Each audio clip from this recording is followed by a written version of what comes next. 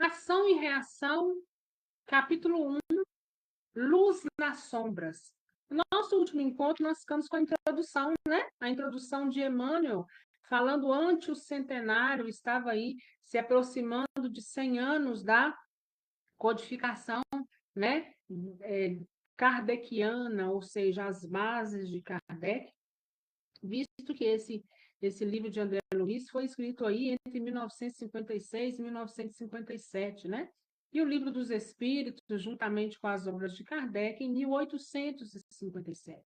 Então, ele vem nos dizendo, antes do centenário, falando de André Luiz, falando da importância de Kardec, e agora nós vamos iniciar, né, de fato, a leitura do que André Luiz vem trazendo para nós, o que André Luiz vivenciou do outro lado e agora colocou em linhas, em palavras, para que nós pudéssemos, ainda que de longe, sentir um pouquinho da experiência, né? E dentro dessas experiências, a gente fazer um olhar, a reflexão para nós mesmos, para tentar reconhecermos os caminhos aonde nós estamos aí inseridos e estamos caminhando, que é de suma importância para cada um de nós. São os caminhos que nós estamos trilhando hoje é que vai determinar aonde nós chegaremos amanhã. Então, isso é muito importante. Então, no capítulo 1, Luz nas Sombras, André Luiz começa falando o seguinte: sim, afirmava-nos o instrutor Drúzio sabiamente, o estudo da situação espiritual da criatura humana após a morte do corpo físico não pode ser posto em segundo plano, ou seja, não pode ser relegado a plano secundário. Então, André Luiz já nos apresenta um novo instrutor, Drúzio. Não sei se Clarencio irá aparecer aqui, mas eu acho, né, creio que não. Mas André já começa nos apresentando um novo instrutor, né? André Luiz, nesse livro Ação e Reação, assim como na introdução, Emmanuel já nos disse que ele vai relatar uma fenda, um pedaço, né, do que ele viu quando ele foi ao umbral, né, as regiões umbralinas, dessa vez ao quê? A estudo. Né? Então, ele vai relatar para a gente. Então, quando ele fala do Druso, a gente sabe que é um novo instrutor que está aí junto dele de Hilário, né? Hilário agora companheiro de André nos ensinamentos, nos estudos, nos aprendizados. Então, ele está dizendo para a gente que a situação humana, após a morte, né? Nós estamos numa situação hoje humana, mas após a morte do nosso corpo físico, nós não podemos deixar esse assunto para segundo plano, né? Esse assunto ele não pode deixar para ontem. E ele vem dizendo que todas as civilizações que antecederam a glória ocidental nos tempos modernos consagraram uma especial atenção aos problemas do além-túmulo. Então, olha, todas as civilizações, e não está dizendo que religião, mas civilizações, de alguma forma, já mostrava uma problemática no além-túmulo. E acho que até hoje, né, em algumas religiões aí, e dentro da doutrina espírita não é diferente.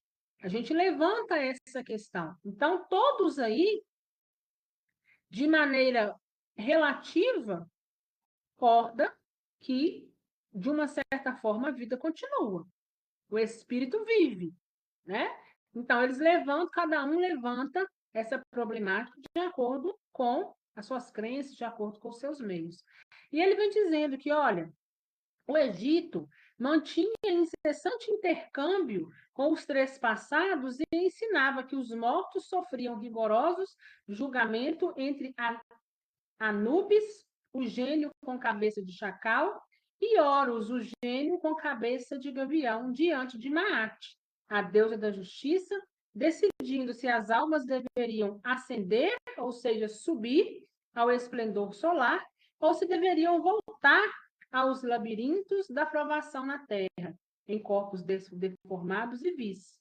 Né? Os hindus admitiam que os desencarnados, conforme as resoluções do juiz dos mortos, subiriam ao paraíso ou desceriam aos precipícios do reino de Varuna, o gênio das águas, né? Varuna era um deus hindu, para serem insulados em câmeras de torturas, amarrados uns aos outros por serpentes infernais. Os hebreus, gregos, gauleses e romanos sustentavam crenças mais ou menos semelhantes, convictos de que a elevação celeste se reservava aos espíritos retos e bons, puros e nobres, guardando-se os momentos de inferno para quantos se rebaixavam na perversidade, no crime, nas regiões de suplício, fora do mundo ou no próprio mundo, através da reencarnação, em formas envelhecidas pela expiação e pelo sofrimento. E a conversa fascinava André. Né? Então, cada civilização, né, diante das crenças que possuíam, tem essa ideia em que até hoje perpetua de céu ou inferno. Ou você, de acordo com, né, a crença, de acordo com a sua conduta, ou você vai ter uma ascensão, vai ser elevado, vai estar aí, né, vamos dizer assim, no paraíso, como muitos, né, acreditam até hoje. A gente tem uma ideia parecida, mas ao mesmo tempo divergente, né? Mas, de acordo com algumas condutas suas também, densa e pesada, você iria aí, né, para os ambientes infernais, e cada um acredita que seria de uma maneira, né? Então, isso historicamente, ele veio se perpetuando, modificando em determinados ambientes, né? Nós, da doutrina espírita, vale agora a gente abrir um parênteses para fazer uma explicação, nós também temos, né, as nossas convicções e as nossas crenças. Nós acreditamos, sim, que a vida continua. O que morre é o corpo físico, o espírito vai continuar a sua jornada, cada um, sim, segundo as suas obras, cada um segundo aquilo que emana. O caminho que eu estou hoje é que vai dizer onde eu estarei amanhã. Só que nós aqui temos para nós que nós não temos céu, né? E que esse inferno que muitos chamam, nós conhecemos como zonas umbralinas, mas ali é um ambiente transitório, é um ambiente purgatório, ainda que alguns fiquem lá por séculos, mas uma hora eles dali vão sair, por quê? Porque o estado de consciência será alterado, eles terão reconhecimento diante de tudo que fizeram, e aí sim eles poderão dar um passo, absorvendo, pegando, trazendo para eles a oportunidade de retornar, de reencarnar, de fazer diferente, de depurar. O céu, em que muitos falam, nós acreditamos que nós chegaremos lá um dia, que é na classe dos espíritos puros, mas por enquanto nós precisamos nos melhorar para fazer jus, ou seja, para merecer estar junto de Jesus, porque nós, olhando para nós mesmos, dentro de todos os princípios que Jesus nos ensinou, nós entendemos e aceitamos que nós ainda precisamos o quê? Nos desenvolver muito. Nós precisamos de trabalhar muito em nós mesmos para que nós possamos fechar em nós as chagas, né, que se encontram abertas, chagas do egoísmo, chagas da falta de perdão, da soberba, da falta de humildade, né? E por aí vai, dentro de tantas chagas que está aberta aí dentro da humanidade, principalmente esse orgulho, né, que abre tantas portas. Eu acho que o orgulho e o egoísmo é que abre todas as outras portas para que possa abrir em nós chagas, né? Que precisam aí ser então fechadas. Então, esse assunto fascinava André Luiz, né? Porque são assuntos históricos que vão nos levando a entender desde o primitivismo de determinados seres até o ponto em que vai se passando aí e vai chegando a um determinado ponto, né? Até mesmo as ideias começam a se depurar à medida que o intelecto humano também se depura, também se aumenta. Então, André disse, Hilário e eu visitávamos a Mansão da Paz. Então, André e Hilário estavam agora em zonas umbralinas visitando a Mansão da Paz. Toda região de umbral existe um ponto de socorro. Não é porque ali é região densa, região escura, pesada, que ela está desassistida. Inclusive, existe até as casas itinerantes, né? Que vão rodando, vão andando por ali. Tem aquelas que estão estabelecidas em um determinado ponto. E André Luiz está em um ponto desses, chamado Mansão da Paz. E ele fala que lá é uma notável escola de reajuste de que Druso era o diretor abnegado, né? Aquele que renunciava sempre em prol do outro, ele era abnegado e amigo. O estabelecimento situado nas regiões inferiores era uma espécie de mosteiro São Bernardo em zona castigada por natureza hostil, com a diferença de que a neve quase constante em torno do célebre convento encravado nos desfiladeiros entre a Suíça e a Itália era ali substituída pela sombra espessa que naquela hora se adensava, movimentada e terrível ao redor da instituição, como se tocada por ventania incessante. Então, ele está descrevendo o lugar para a gente. Olha, a Mansão da Paz, ela parecia muito com o Mosteiro São Bernardo, né? Que fica ali entre a Suíça e a Itália. Só que André fala, olha, nos momentos de frio, em volta desse mosteiro fica cheio de neve, né?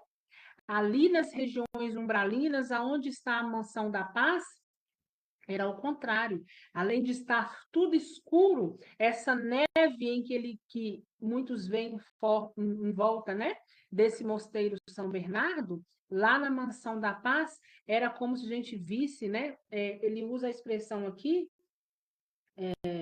uma sombra espessa, né, que adensava e movimentava ali ao redor da casa, né? Como se fosse ali, como para a gente entender, uma forma densa, gelatinosa, né? Em volta ali daquela casa e tudo muito escuro, né? E André Luiz falava que estava com uma terrível ventania lá fora. O pouso acolhedor que permanece sob a jurisdição de nosso lar, então olha lá, Mansão da Paz é um ponto de socorro, um posto de socorro, um ponto de luz, né? E que ele permanece na jurisdição, ou seja, ele permanece bem próximo e está ligado a quem? A nosso lar. Está fundado há mais de 3 séculos, dedicando-se a receber espíritos infelizes ou enfermos, decididos a trabalhar pela própria regeneração. Criaturas essas que se elevam à colônia de aprimoramento na vida superior ou que retornam à esfera dos homens para a reencarnação retificadora. Então, essa casa, essa mansão da paz, ela está lá para receber aqueles que já atinaram, aqueles que a consciência já chegaram no ponto que precisavam e estão ali decididos a melhorar. A melhorar em quem? Neles mesmos, né? Outros irão melhorar, irão para as colônias, né? A colônia que tem afinidade, e outros irão partir dali para uma reencarnação diretamente, né?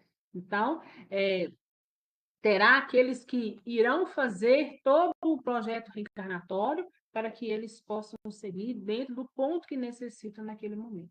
Então, a Mansão da Paz está ali para abrigar aqueles espíritos que desejam e já têm consciência que precisam do melhoramento.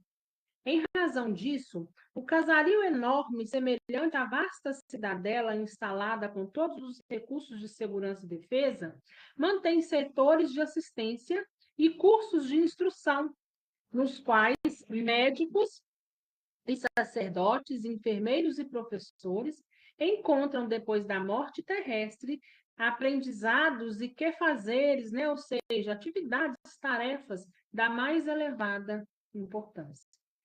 Pretendíamos efetuar algumas observações com referência às leis de causa e efeito, o karma dos hindus, e convenientemente recomendados pelo Ministério do Auxílio, achávamos ali, encantados com a palavra do orientador, que prosseguia atencioso após longa pausa. Acresce notar que a Terra é vista sobre os mais variados ângulos. Para o astrônomo, é um planeta a gravitar em torno do Sol.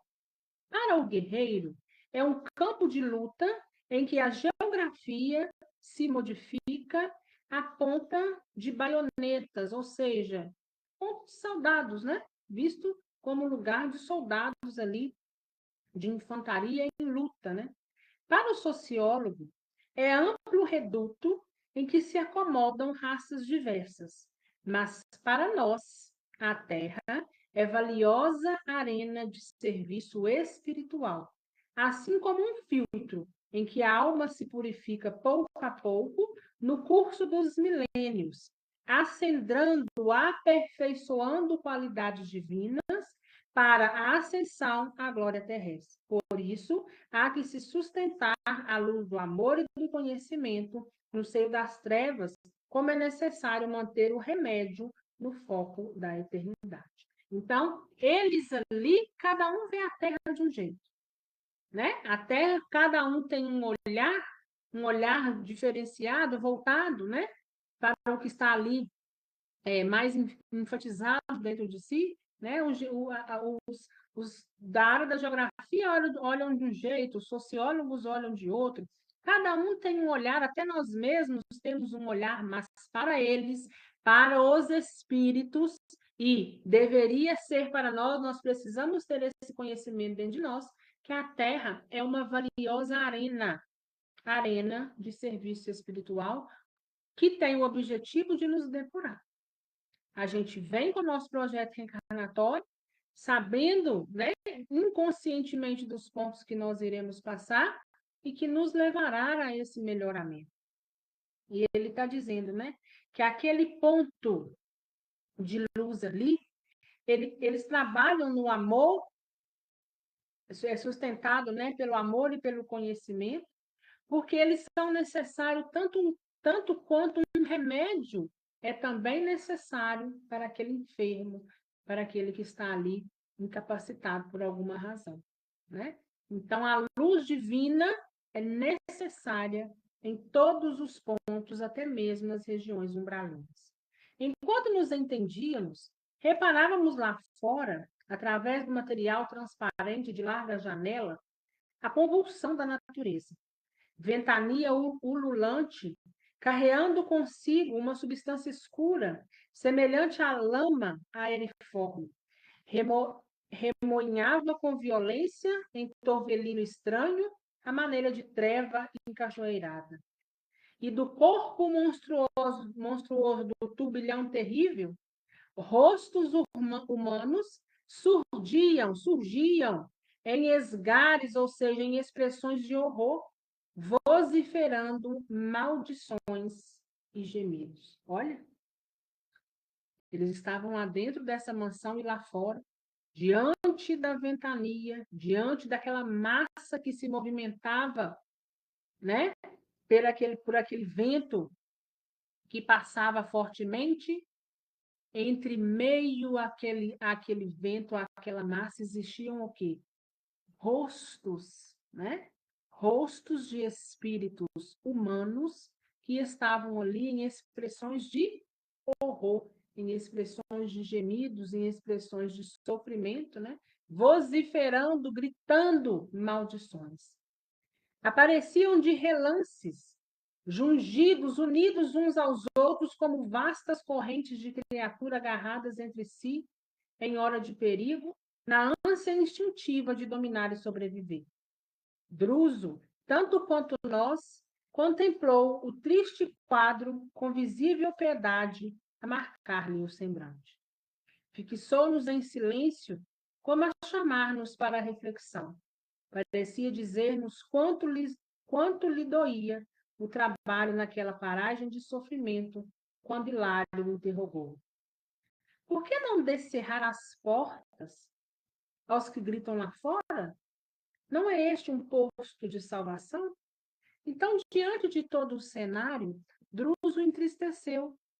Olhou para André e para Hilário como se chamassem eles à reflexão. Mas Hilário pergunta, olha, por que vocês não abrem as portas para esse pessoal que está aí fora? Para esses rostos que estão aí, nesse estado de horror, vociferando, né, gritando coisas lastimáveis, aqui num ponto de socorro? Por que não abrigá-los de imediato? E aí, olha lá, o que ele respondeu? Druso responde, né? Sim, respondeu o instrutor sensibilizado. Aqui é, né, um ponto de acolhimento. Mas a salvação só é realmente importante para aqueles que desejam salvar-se. Então, veja bem, os espíritos sabem perfeitamente quem está na luta, quem está caindo, levantando e tem em si o desejo de mudança. Mas eles sabem também aqueles que estão lá, no meio do lamaçal, no meio da confusão toda, não desejam mudança. Então, eles auxiliam, eles vão estender as mãos a quem realmente está buscando, a quem realmente tem dentro de si o querer. E depois, de pequeno intervalo, Druso continuou. Para cada túmulo, a surpresa para mim mais dolorosa foi essa: o encontro com feras humanas que habitavam o templo da carne, a feição de pessoas comuns. Olha aí.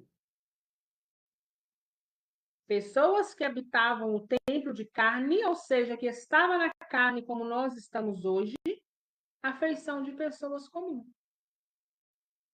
Pessoas comuns, porém, depois de desencarnado, o que acontece?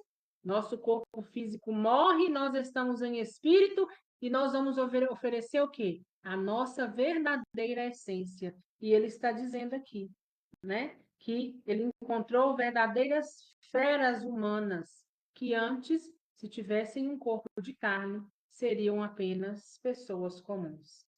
Se acolhidas aqui, sem a necessária preparação, atacar-nos-iam de pronto, arrasando-nos um instituto de assistência pacífica. E não podemos esquecer que a ordem é a base da caridade.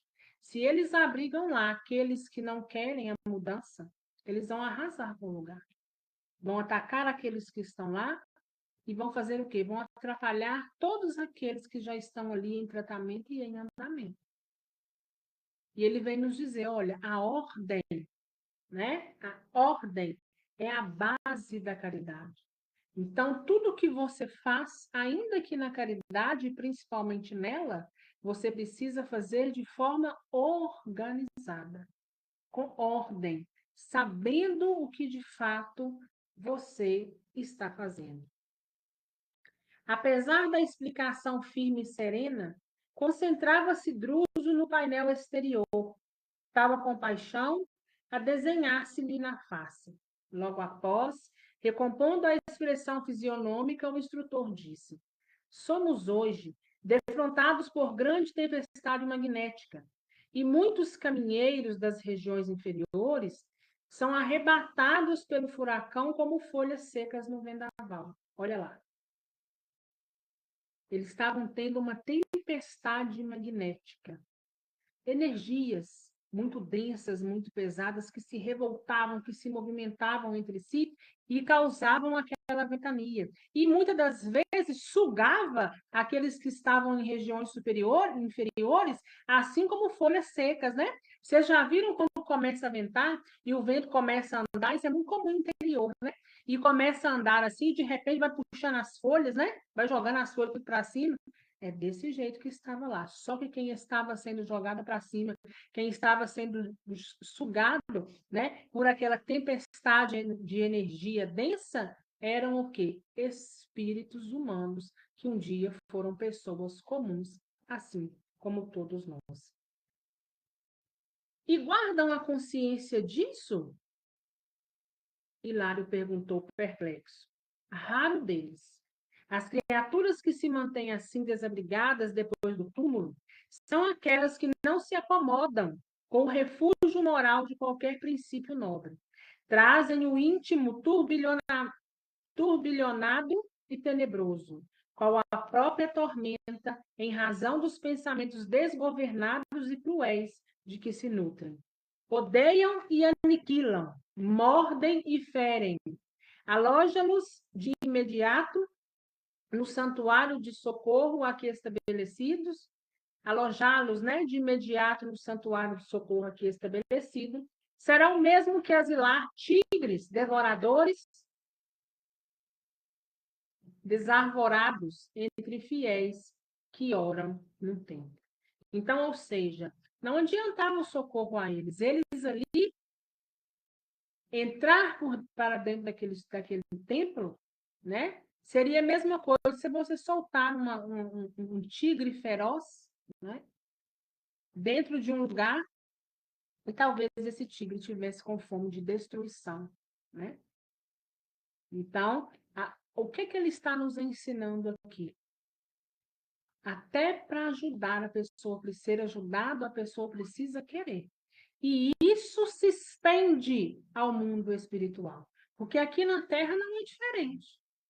Quando alguém nos pede ajuda, ou a gente fica sabendo que alguém está necessitando de ajuda e resolve, né, ver se a gente pode aliviar o fardo, que é assim que o Evangelho nos ensina, né? Nós, ainda que o outro esteja errado, se eu posso aliviar o fardo, eu assim o devo fazer, mas ainda assim eu preciso ter cautela. Cautela no seguinte sentido: será que aquela pessoa realmente deseja mudança? Será que aquela pessoa realmente, a mão que eu estendo a ela, será eficaz nesse momento? Ou será que se eu estendo as mãos dentro da necessidade que ela carrega consigo, ela não vai me jogar para o buraco abaixo? Então, a gente precisa de ordem, a gente precisa de planejamento, a gente precisa de olhares, até mesmo para a gente estender as mãos, né? E não que eles estejam desassistidos, mas que eles precisam ter neles primeiro a mansidão, para depois fazer jus a determinados estabelecimentos. Mas conservam-se interminavelmente nesse terrível desajuste? Insistiu meu companheiro agoniado. E o orientador tentou sorrir e respondeu: isso não. Semelhante fase de inconsciência e desvario para também como a tempestade, embora a crise, por vezes persevera por muitos anos. Batida pelo temporal das provações que ele impõe, a dor de fora para dentro, refunde-se a alma pouco a pouco, tranquilizando-se para abraçar, por fim, as responsabilidades que criou para si mesmo. Então, ele está dizendo o seguinte: olha, não é interminável esse sofrimento. Uma hora esse sofrimento vai cessar. Mas, infelizmente, na maioria das vezes, esse sofrimento cessa depois de muito apanhar lá fora. Depois de muito sofrimento que passa. E aí ele vai amassando. Por isso é muito comum nos filmes espíritas a gente vê os espíritos, quando estão saindo do umbral, como verdadeiros trapos, né? Como até mesmo André Luiz saiu de lá. Porque o sofrimento desgastou demais, desgastou até mesmo o perispírito, né? Então sai dali como trapos, de tanto ter apanhado daquela situação, uma situação que ele mesmo atraiu para ele, e situações que existem consequências e que um dia precisarão ser apuradas também. Quer dizer, então, disse por minha vez. Então, agora André diz: não basta a romagem de purgação do espírito, ou seja, não basta o caminho percorrido do espírito depois da morte, nos lugares de treva e padecimento, para que os débitos da consciência sejam ressarcidos. Então, André está dizendo o seguinte: olha, então não quer dizer que só pelo fato dele ter penado, dele ter sofrido aí, deles terem voltado como trapo quando eles foram socorridos, não quer dizer, né, que eles quitaram os débitos da consciência. E não, né? Porque a gente sabe que para a gente quitar um débito, a gente precisa o quê? Arrepender. Primeiro ponto. Segundo ponto, reparar diante do outro. E terceiro ponto, nós precisaremos expiar. Então, veja bem a perda de tempo que é desse pessoal que está ali passando no umbral, mas necessária a eles, que carregam ali o orgulho, a vaidade, o egoísmo, a soberba. E aqui na Terra não é diferente. Existem pessoas que só depois de muito sofrer e estendam um pouco a nós mesmos, né? Porque às vezes a gente só aprende diante de determinadas situações, de tanto sofrer, a gente aprende. Enquanto a gente não aprende, vai passando de novo pela mesma situação. Perfeitamente, aclarou o amigo, atalhando-me a consideração reticenciosa. O desespero vale por demência, a que as almas se atiram nas explosões de incontinência e revolta. Não serve como pagamento nos tribunais divinos. Não é razoável que o devedor solucione com gritos e impropérios os compromissos que contraiu, mobilizado à própria vontade. Aliás, dos desmandos de ordem mental a que nos entregamos, desprevenidos, emergimos sempre mais infelizes, por mais endividados. Cessada a febre de loucura e rebelião, o espírito culpado volve ao remorso e à penitência. Acalma-se como a terra que torna a serenidade e a paciência depois de insultada pelo terremoto. Não obstante, amarfanhada e ferida. Então, como o solo que regressa ao serviço da plantação proveitosa, submete-se de novo à sementeira renovadora dos seus destinos. Então, não adianta ficar ali naquelas zonas, gritando, esbrafejando, né? Xingando. Não adianta esse desespero. Nós precisamos reconhecer o que nós precisamos fazer.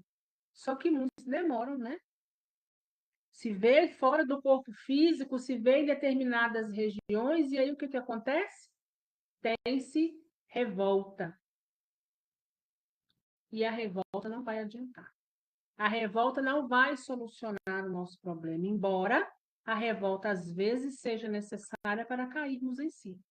Mas aí a gente cai naquele velho lema: quem não aprende pelo amor, aprende pela dor, infelizmente.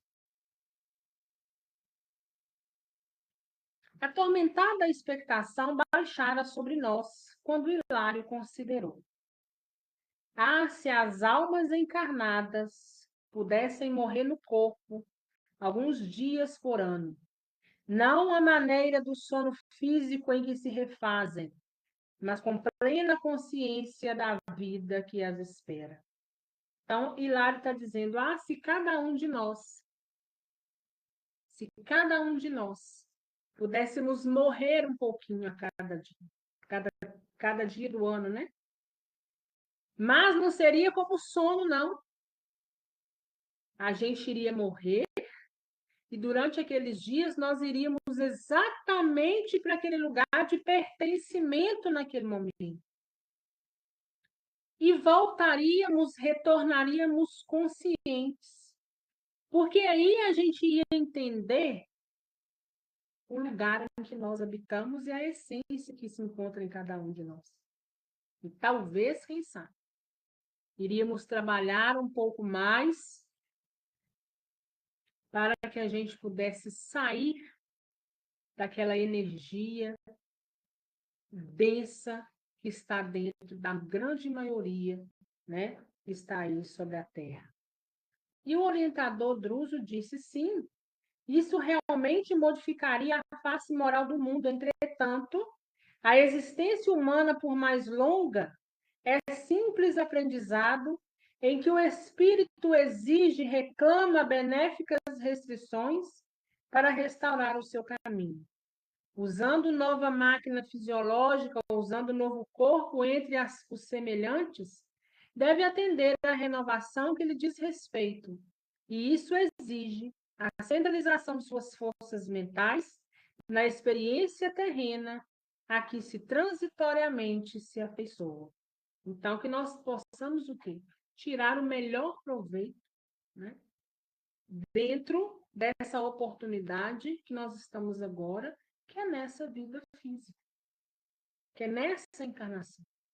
Cada um de nós que aqui está hoje, nós tivemos a oportunidade de um novo corpo, de uma nova máquina fisiológica para nos aperfeiçoarmos. Então, é isso que nós precisamos buscar. A palavra fluente e sábia do instrutor era para nós motivos de singular encantamento. E porque me supunha no dever de aproveitar os minutos, ponderava em silêncio de mim para comigo, quanto à qualidade das almas desencarnadas que sofriam a pressão da tormenta exterior. Então, André ficou ali, né? Ele estava gostando daquelas palavras, né? As palavras que eram sábias e que o ajudavam, e que a todo momento ele estava pensando em quem? Ele estava ali em silêncio, dele para com ele mesmo. Então, às vezes, nós precisamos muito disso também, né? Diante de determinados acontecimentos, nós precisamos o quê? Tirar proveito. Porque diante de determinada situação, a gente olha para a gente e fala: será que eu também estou nesse caminho? Será que eu tenho um determinado comportamento? Porque se eu tenho, eu preciso começar a trabalhar em mim. A questão da. Deixa eu levantar aqui um pouquinho para com os confortos. Então, eu preciso trabalhar em mim, né, para o meu melhoramento. Porque cada um de nós sabe, né, perfeitamente o caminho que nós queremos. E o caminho do umbral, né, eu tenho certeza que muitos de nós não quer e nem deseja, né, estar aí dentro desse vendaval com espíritos aí o quê? Vociferando, né, xingando.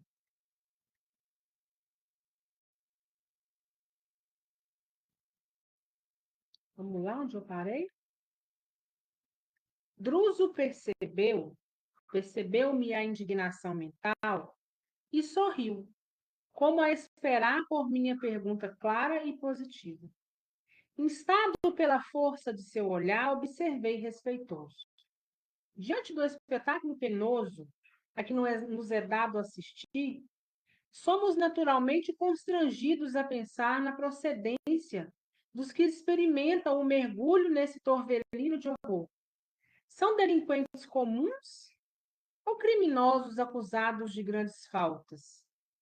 Encontraríamos por aí seres primitivos como os nossos indígenas, por exemplo? Então, André Luiz estava querendo saber de Druso quem eram aqueles, né? A essência daqueles que estavam ali naqueles ambientes de pavor. Eram criminosos? Eram indígenas? Indígenas no sentido de dizer muito primitivos, sem conhecimento? Quem era aquele pessoal que ali estava, né? A resposta do amigo não se fez esperar. Tais inquirições, disse ele, quando de minha vinda para cá, me assomaram igualmente à cabeça. Há 50 anos sucessivos estou nesse refúgio de socorro, oração e esperança. Penetrei os umbrais desta casa como enfermo grave, após o desligamento do corpo terrestre. Olha Druso dizendo para André o seguinte: olha, tem 50 anos que eu aqui trabalho nesse posto. Eu estou aqui. E quando eu desencarnei, eu passei pelo umbral e quem me acolheu foi esse posto. Encontrei aqui um hospital e uma escola. Amparado, passei a estudar minha nova situação, anelando, desejando servir. Fui padioleiro, cooperador da limpeza, enfermeiro, professor, magnetizador, até que de alguns anos para cá recebi jubilosamente o encargo de orientar a instituição sob o comando positivo dos instrutores que nos dirigem. Obrigado a pacientes e laboriosas investigações, por forças de meus deveres, posso adiantar-lhes que as densas trevas em torno somente aportam as consciências que se entenebrecem nos crimes deliberados, apagando a luz do equilíbrio em si mesmos. Nestas regiões inferiores, não transitam as almas simples em qualquer aflição purgativa, situadas que se, em qualquer aflição purgativa, situadas que se encontram nos erros naturais das experiências primárias. Cada ser está jungido por impositivos da atração magnética ao círculo de evolução em que lhe é próprio. Os selvagens, em grande maioria, até que se lhes desenvolva um mundo mental, vivem quase sempre confinados a florestas que se resumem os interesses e os sonhos, retirando-se vagarosamente do seu campo tribal, sob a direção dos espíritos benevolentes e sábios que os assistem.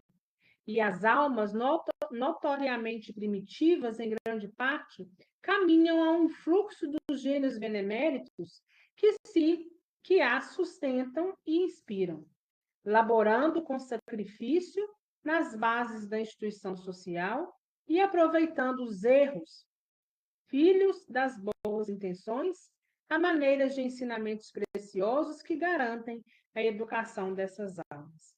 Asseguro-lhes assim que nas zonas inferiores propriamente ditas, apenas residem aquelas mentes que, conhecendo as responsabilidades morais que lhes competiam, deles se ausentaram deliberadamente com o louco propósito de ludibriarem os propósitos de Deus.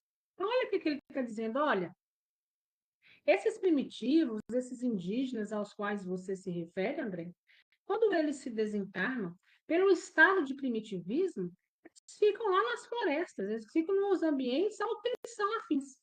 Aos poucos, eles vão se distanciando, ou seja, a consciência vai se ampliando e eles vão distanciando e indo aí também para lugares onde são afins, né? Já numa circunscrição espiritual, né? Em, para o mundo espiritual e não vivenciando aquele ambiente. E ele dizendo, olha, aqui, né? O que são esses espíritos que estão aí? E ele fala aqueles que, na grande maioria das vezes, sabiam o que precisavam fazer, não o fizeram e entraram por caminhos achando que enganaria, ludibriaria quem? Deus. Ludibriaria, sobretudo, a lei de causa e efeito. Né? Ou seja, sabiam que estavam no caminho errado e ainda assim achou que iria sair, né? Ou seja, escape de determinada situação.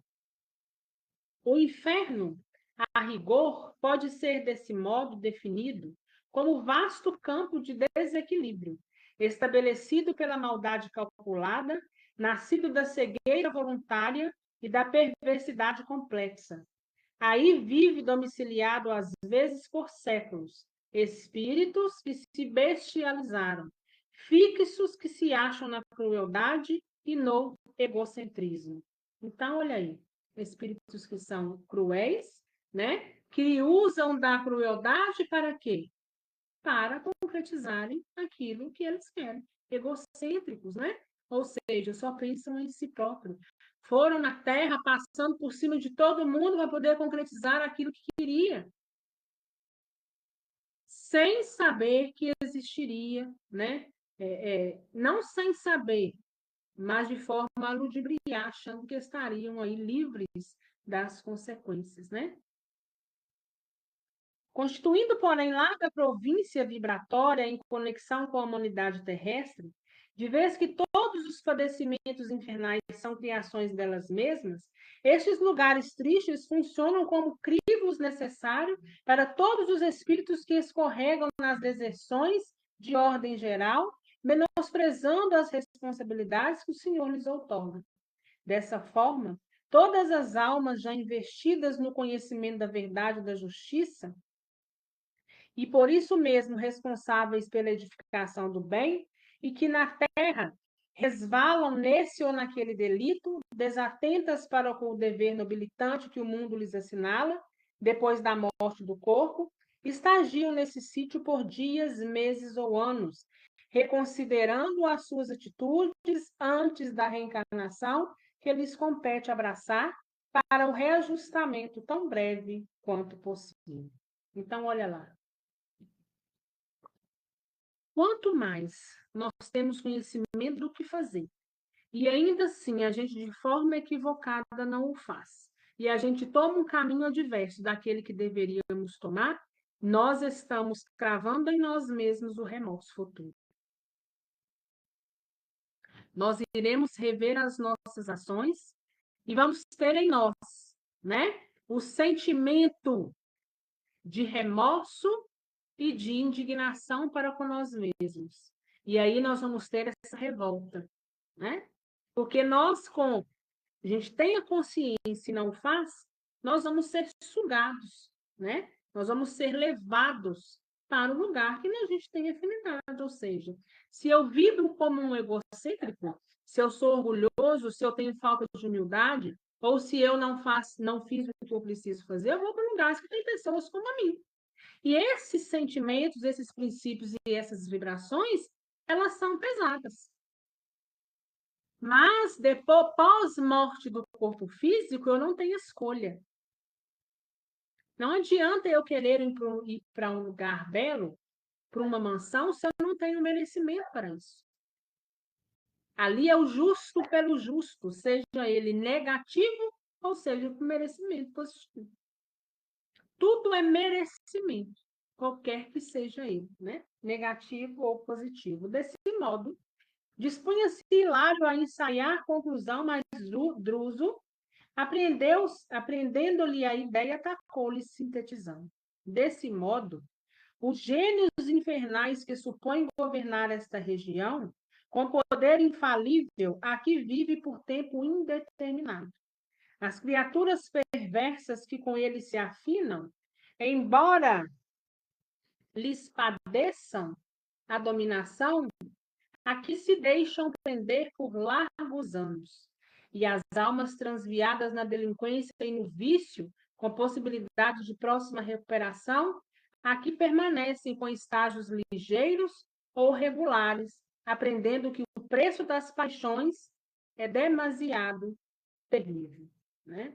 Então, tem aqueles que ficam ali por tempo indeterminado, porque acreditam que governam o lugar é deles e eles vão continuar tratando daquela forma. E tem aqueles que são adeptos a eles, mas que, querendo ou não, eles estão ali próximos de uma recuperação, né? Irão reencarnar quando tiver oportunidade. Mas há aqueles que estão ali, sabe-se lá por quantos anos, e nós temos notícias pelos nossos estudos, né? Que alguns estão ali há mais de 300 anos. Para as criaturas desencarnadas desse último tipo, que passam a sofrer o arrependimento e o remorso, a dilaceração e a dor, apesar de não totalmente livres das complexidades escuras com que se arrojam as trevas, as casas de fraternidade e assistência como esta funcionam ativas e diligentes, acolhendo-as quanto possível e habitando-as para o retorno às experiências de natureza expiatória. Então, a casa está lá, né? Mas para aqueles que começam a sofrer o arrependimento e aqueles que de fato desejam o melhoramento, né? Ou seja, de uma certa forma já passou por um determinado sofrimento que os deixava mais mansos, mais passíveis de aceitação. Lembrava-me do tempo em que perlustrara por minha vez, semiconsciente e conturbado os trilhos da sombra, quando de meu desligamento do veículo físico, confrontando meus próprios estados mentais do passado e do presente, quando o orientador prosseguiu. Segundo, é fácil reconhecer se a treva é a moldura que impede destaque à luz. O inferno, como região de sofrimento e desarmonia, é perfeitamente cabível, representando um estabelecimento justo de filtragem do espírito, a caminho da vida superior. Todos os lugares infernais surgem, vivem e desaparecem com a aprovação do Senhor, que tolera semelhantes criações das almas humanas, como um pai que suporta as chagas adquiridas pelos seus filhos e que se vale delas para ajudá-los a valorizar a saúde. As inteligências consagradas à rebeldia e à criminalidade, em razão disso, não obstante admitirem que trabalham para si, permanecem a serviço do Senhor, que corrigem o mal com o próprio mal. Por esse motivo, tudo na vida é movimentação para a vitória do bem supremo.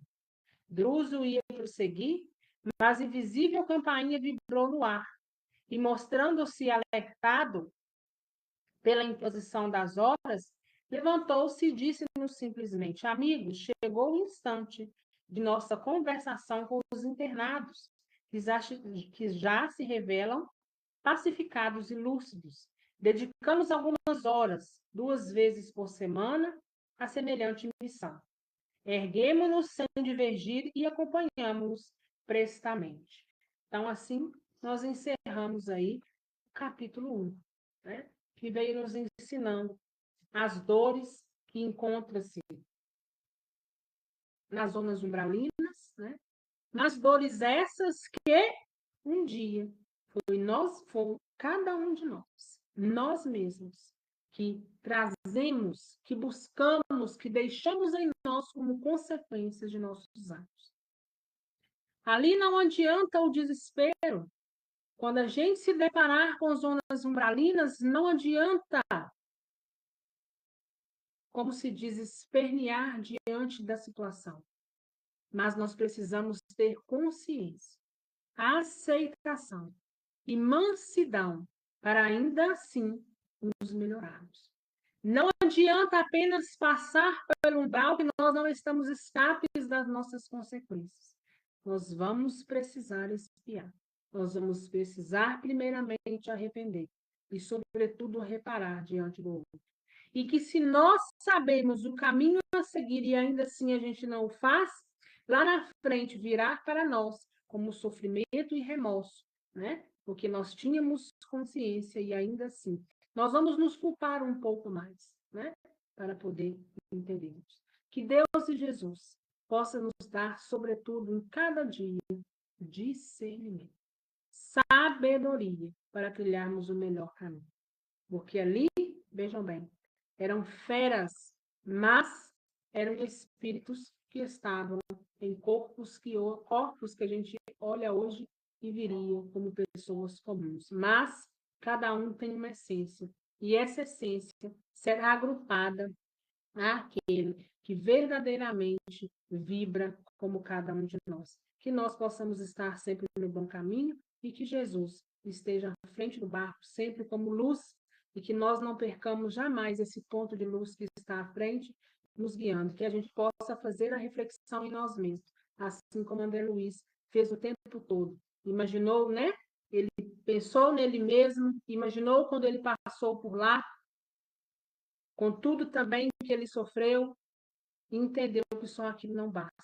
Nós precisamos, de fato, ter uma reparação eficaz e que nós só vamos conseguir com outra oportunidade de estarmos novamente em um veículo físico, seja na Terra, onde nós necessitarmos ou merecermos estar. Que nós, então, possamos aproveitar a oportunidade, porque nós ainda estamos na carne, a prova está em nossas mãos, ainda há tempo de apagar determinada resposta, né? E inserir uma resposta mais verdadeira, uma resposta mais assertiva. Alguma dúvida, gente?